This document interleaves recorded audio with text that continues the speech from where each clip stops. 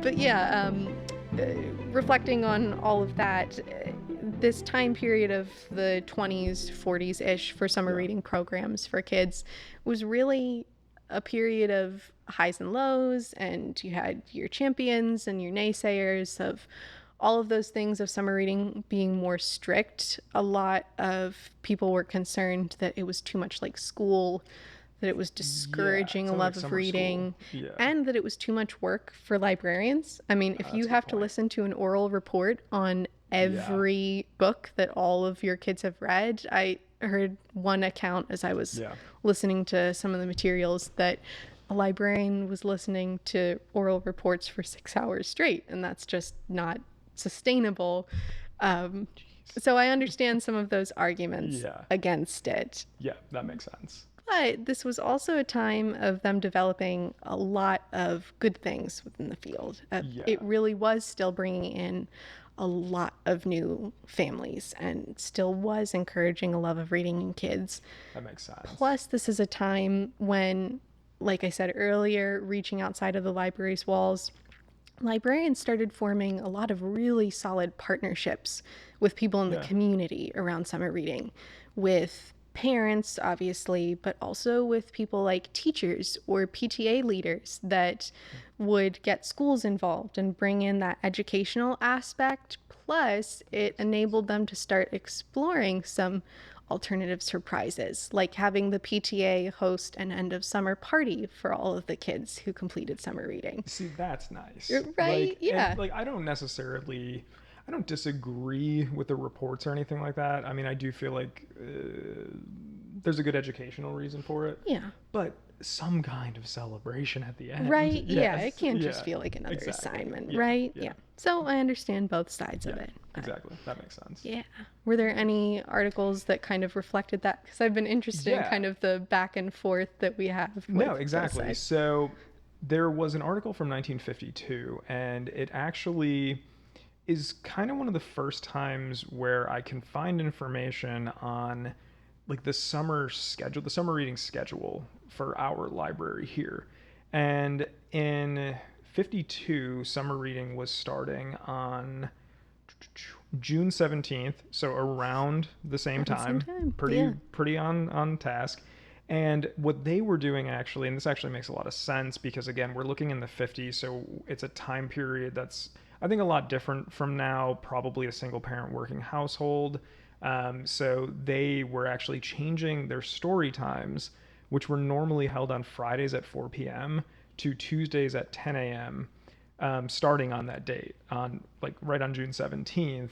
And mothers have found this a very convenient time for they can market or shop while the children are being entertained. I like just saying for they can market or shop. Oh, wait. And so they dropped them off for story time? They were dropping them off. That is, we don't do that now. I was going to say. I want to clarify that. This was 1952. Times have changed. Yeah, times have changed big time. So I appreciate they were doing that. That's great.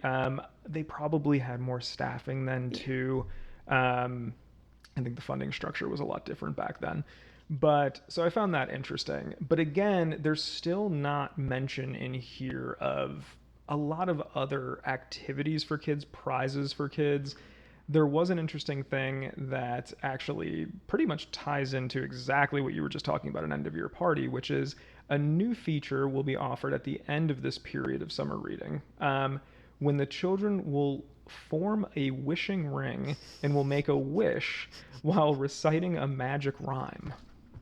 Casting spells at the library. We're casting spells in 1952. Oh my word! I think McCarthy would have just rounded all of them up. But oh my gosh, that's so funny. Mm-hmm. I love digging through old newspapers. Well, I say old. I'm sorry that I'm calling the 50s old, but it's really transporting me to another time because I cannot picture a ring of children just standing in the middle of our children's room now making a wish. Have you seen Miss Shannon doing the tootie-taw? To be fair, she puts on a performance. Yes. So yeah, I guess. But this is definitely a little bit different because it does seem to be like the whole point of the celebration is just this magic rhyme. I really want to know what this magic rhyme was. Yeah. 'Cause it's odd. I like it, but it's odd. Things lost to history. If we Exactly. get, I don't know, thrown back in time, that's where I want to go now. I want to see the magic Yeah. ride. Yeah, but yeah. Oh, you did mention themes as well. And I will throw that out there because the first theme that I could find, again, from the Lancaster Public Library, I'm sure we had themes before this, but there just wasn't a lot of information, was Have Book, Will Read. Creative. Very creative. Okay. And that was the theme of summer reading in 1960. So I know I went ahead a little bit, but I did want to mention that. And I thought it was cute too. If anyone knows Miss E. Pearl Hess, she's mentioned in here. She was the children's librarian at the time, and she will be on hand to discuss books with children or reading tastes and problems with parents. Oh my word. Now I'm picturing like a Charlie Brown style advice booth. Right? Like I kind of love it. I don't know what these conversations were like that they had to put problems in there as well, but it's kind of fascinating. Fascinating, but I like that again. I feel like that's pointing to the evolution of library work of we're not just guarding resources. We're trying to build relationships with patrons of all ages and make them realize that the library is a safe place to talk about things and explore new topics. And it's really interesting. So Miss E. Pearl Hess, she was doing the thing. She was doing great. Well, blazing through a couple of other things as summer reading evolved over the next decades. Once we start getting into the 50s, which I guess we see with magic rings and making wishes, there was a lot of experimentation in summer reading programs. So 50s, it's expanded to all ages. When summer reading first started, it was really more middle school, high school kids, which I think it's easy to understand if you're talking about things like oral reports and taking care of books being the draw of summer reading. Adults to do that. Right, well, maybe.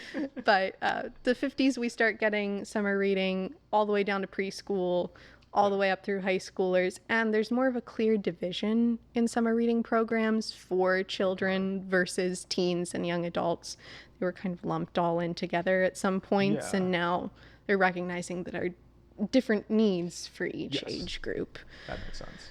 Getting into more the 60s and 70s, again with that experimentation, there are a lot of summer reading programs that are becoming more activity based rather than just reading, or that are even having kids set their own reading goals, which is wildly successful and makes completion rates jump. But again, it's kind of showing that eye on progress of we're trying to encourage kids to love reading, and we're trying out different methods for accomplishing that goal. Which is good. I love that you mentioned Book It earlier, because we're rolling into the 80s, and that's when capitalism discovered summer reading. And as we all know, it always makes it bad. Right. But it worked both ways, to be fair. Prizes exploded during this decade. All of a sudden you get coupons for local businesses being the prize at the end of your reading log, and that was wildly successful. But then big businesses like famously Pizza Hut also discovered that they could just do their own reading program. Which honestly, if you get the library one and ones from local businesses, as long as you're reading for all of them, hey, it's serving that's fine. Same goal, essentially. Yeah, exactly. And those pizzas were good. Honestly, Pizza Hut's still my pizza chain. If I can't get a local place, gotta love that personal pan pizza. Oh my gosh. Another throwback though, so we've talked about Book It. The 90s is when summer reading discovered the internet. And all of a sudden, prizes were not just coupons from local businesses. They were time on the computer at the library. That makes sense. Or they had a website specifically for a summer reading program. That makes sense too. Okay. I mean, you got to give the kids time to make sure their Neopets are still alive, and it's really important. Well, and wild, they could be on vacation and they could even complete their summer reading by emailing the librarian their reading log. I still work with people who don't know how to use email. Hey, but you're also like the young person in the office telling everyone how to convert a Word doc to PDF. So these are the kids out here emailing work. their summer reading when their parents were like, I don't know what they do on the computer all day. So I love it. I love it so much. right. That's fantastic. But yeah, so that's kind of a flyby of some of the things Yeah. that happen. Are there any more articles from around here? So yeah, so there was one in particular. Actually, I'm happy you ended in the 90s because this wasn't library related. But in 1991, which is the year after I was born, um, there was a group. It was a summer reading club that was sponsored by Provident Bookstores. I don't know if that's a chain or not. I probably should have looked at that. I think so. Right. It rings I a thought bell. it does Yeah. ring a bell. And what they were doing was that you got 25 cents per book you read towards a maximum of a $5 gift certificate because it can't just be simple. And there were a few overachievers for this. Oh, I was going to say, I would have blown through 25 cents per and up to $5. That's nothing. Would you have done 332 books? Oh boy, my mom could pull out my reading logs from that time, but that That's sounds fair. a little high. It's That pretty sounds pretty high. high.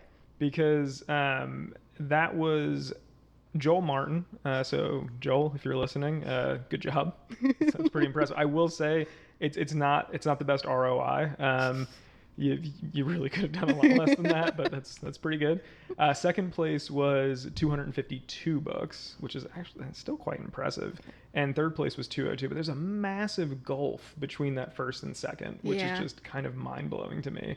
And he's probably not listening because he's probably like a rocket scientist now or something. Right. But yeah, and it was incredible because in total there were 22,708 books that were read just for this program. And again, like that might not sound like a ton, but this is not necessarily, it's not a library sponsored program. It didn't seem like this had as much of a reach as maybe something like that would have. This was a very small article as well, but that's incredible. I mean, for kids that young to be reading that many books, Yeah. just with the incentive to essentially be able to buy more books. That Yeah. also says a lot too. But this was definitely, again, kind of like what you were talking about, where it is kind of self-guided. You could read whatever you want. You could read as much as you want. And it really just seemed like the point was to get kids reading, just to Yeah. incentivize it a little bit. Yeah, and I mean, obviously there were outside incentives like bookstore credit and everything, but I do think that it points to something that was really being both studied and emphasized in the 90s, a concept of what's called the summer slide. That was the time that teachers were starting to discuss the summer slide, which is the idea of kids losing part of what they learned during the school year during those vacation months.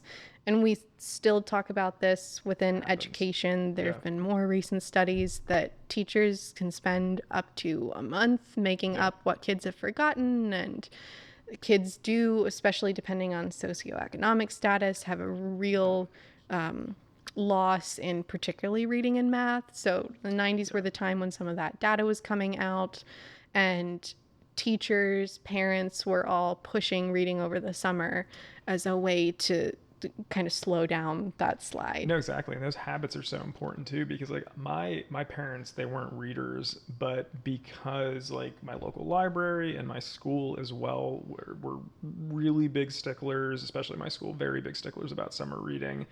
Even without parents who were big readers, by the time I was at a place where like the summers were kind of my own, because I grew up a little bit earlier than you, and so like you could just go out on your bike in the morning and just disappear until it was time for dinner.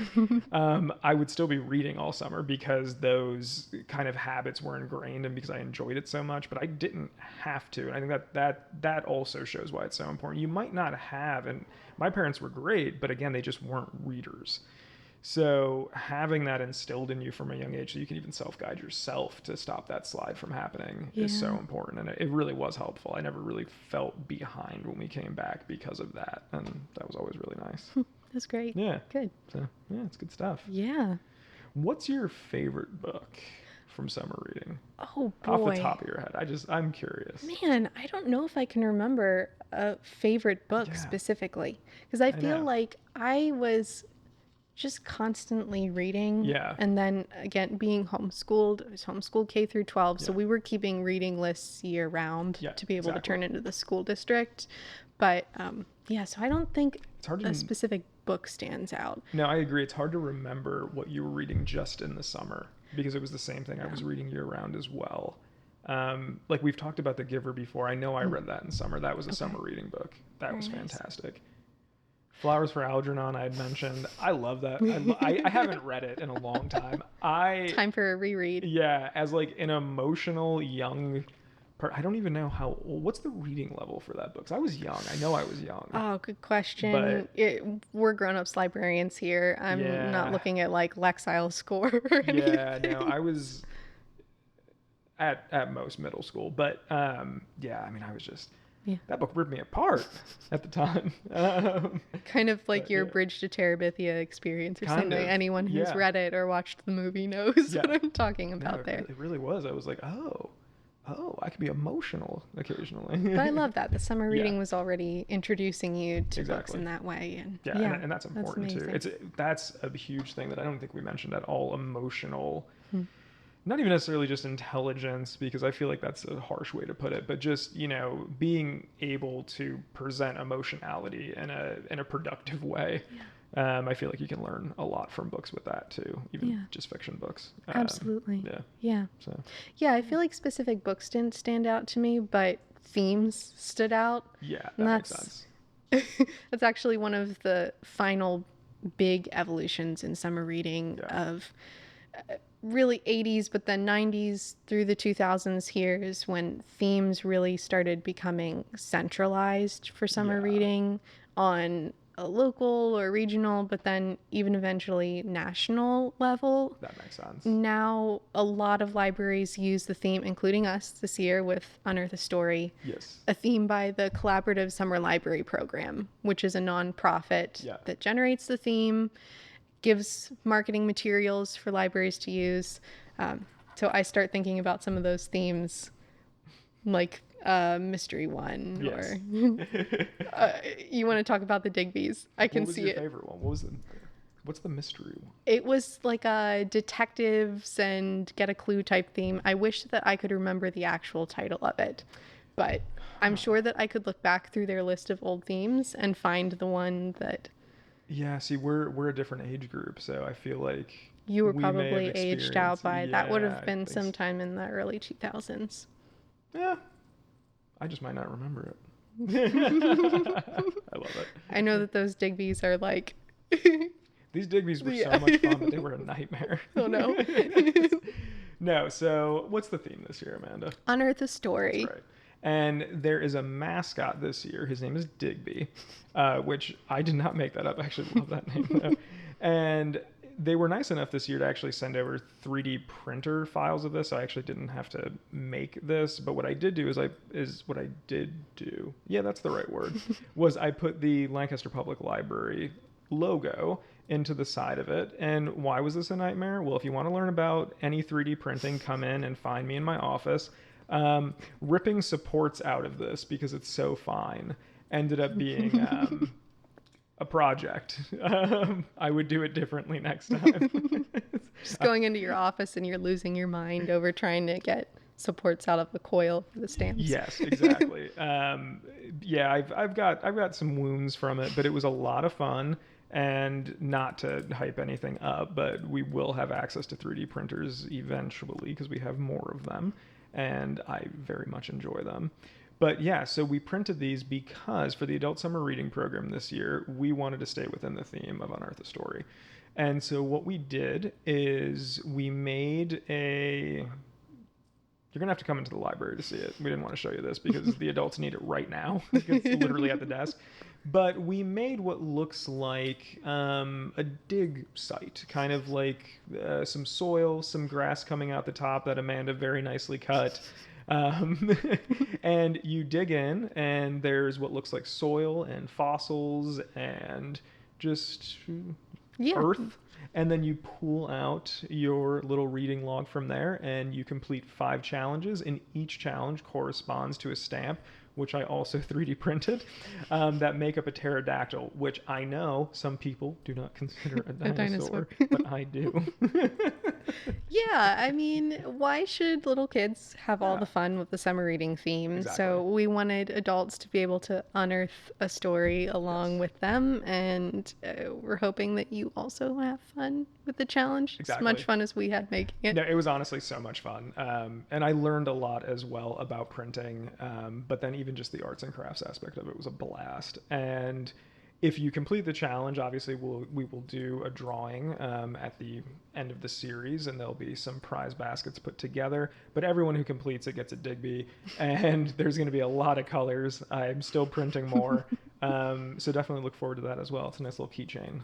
So Yeah. enjoy that. Okay. So what else do you have about summer reading?